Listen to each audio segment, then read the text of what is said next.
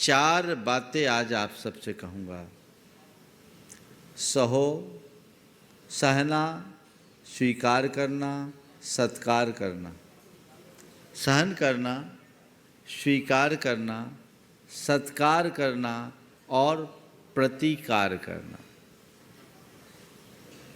सहन, स्वीकार, सत्कार, प्रतिकार।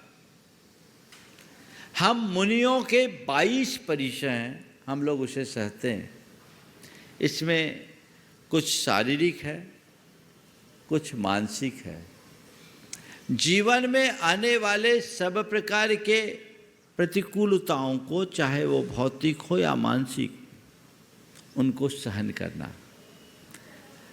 कष्ट, दुख आ रहे हैं, उनको सहज भाव से सहो।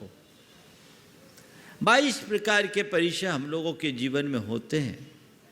भूख की, प्यास की, शीत की, गर्मी की, चलने की, बैठने की, सोने की, ये सब शरीर आश्रित क्रियाएं हैं। कुछ मानसिक होती है जो हमारे मनोविकारों से जुड़ी हुई है। ये पूरे 22 परिचयों की व्याख्या मैं नहीं करूँगा तो मुझे कई दिन लगेंगे। आप सबको ज्ञात है, यथा प्रसंग आप सुनते भी रहते हो। पर इन 22 परिचयों को मुनिजन सहते हैं। क्यों सहते हैं? हमारे यहाँ भगवान ने आदेश दिया, मार्गाच्यवन निर्जरार्थम परिशोडभ्या परिसहा। अपने मार्ग से च्युत न होने के लिए और कर्मों की निर्जरा करने के लिए तुम्हें परिसह सहना चाहिए।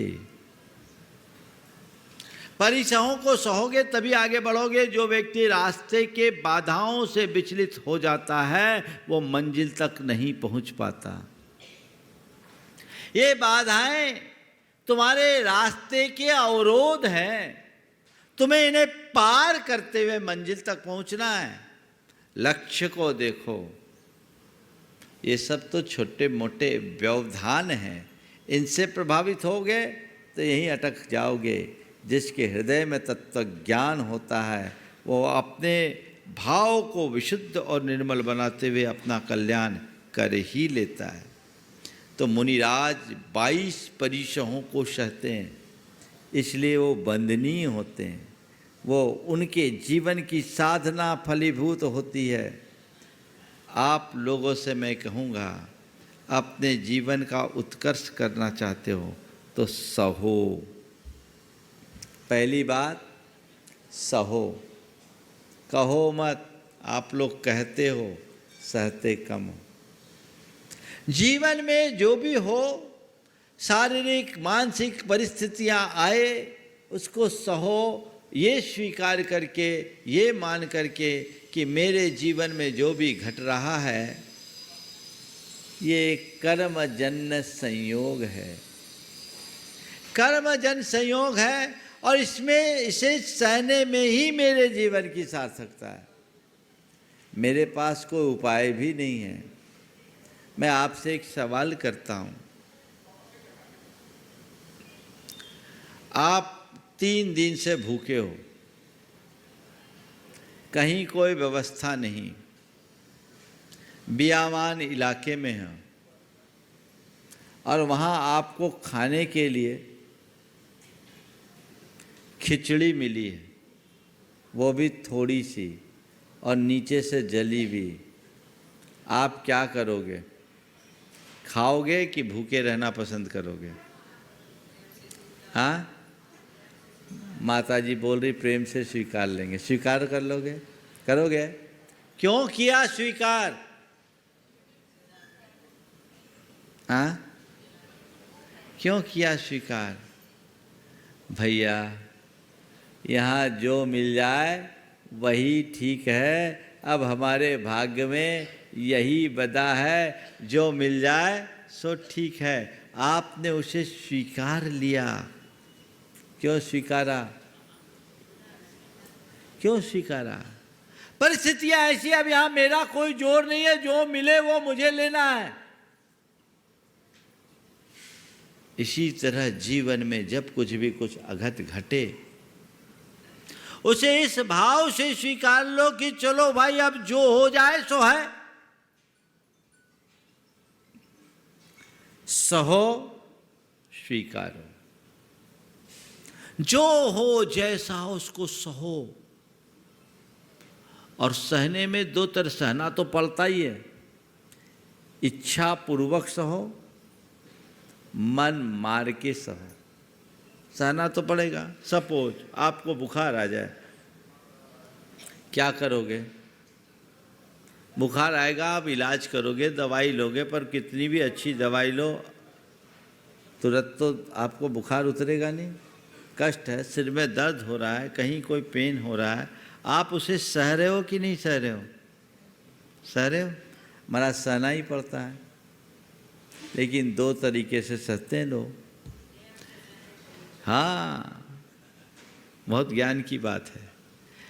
दो तरीके से सहते हैं लोग, एक तो कराहते हुए और दूसरे बड़े शांति से। ठीक है, अब जो होना है सो है, ठीक है, आराम लगेगा धीरे धीरे।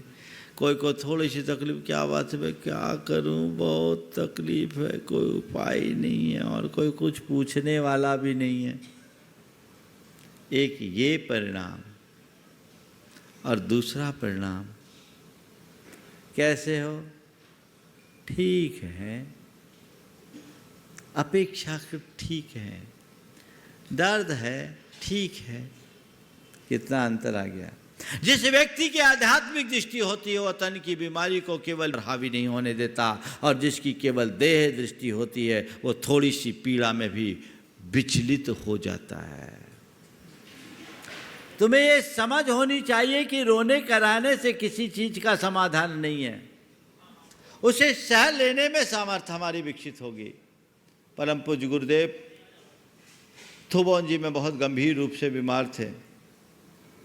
उनकी शरीर की स्थिति बहुत ही गंभीर हो गई थी। 3 दिन से आहार नहीं हुआ, एक दिन तो उपवास किया, दूसरे दिन उनको जो दवाई दी वो कड़वी थी, सिंकोना की छाल जिससे कुनैन बनती है, मुनक्के में दिया, पहले ही गिलास में मुंह में डाला, बाहर निकल गया, वो अंतराय हो गया। दूसरा उपवास, और पहले दिन एक दिन उससे पहले केवल उन्होंने लौकी लिया था और कुछ लिया नहीं था। 105 फीवर, गर्मी प्रचंड, बारिश हुई नहीं थी। पंडित जगन मोहन लाल सिद्धांत शास्त्री 2 विद्वानों के साथ वहाँ पहुँचे। उन्होंने गुरुदेव से पूछा, महाराज जी कैसा लग रहा है? गुरुदेव ने अत्यंत सहज उस 105 ज्वर में भी हल्की सी मुस्कान बिखेरते हुए कहा, औदैहिक भाव है, जान रहा हूँ और देख रहा हूँ। औदैहिक भाव है, जान रहा हूँ, देख रहा हूँ, यानी कर्म का उदय आया है, उसे सहज भाव से देख रहा हूँ। ये है सहना, ये है स्वीकार करना कि ऐसी प्रचंड परिस्थिति में भी उसका आनंद लेना, विचलित नहीं होना। सहो और स्वीकारो।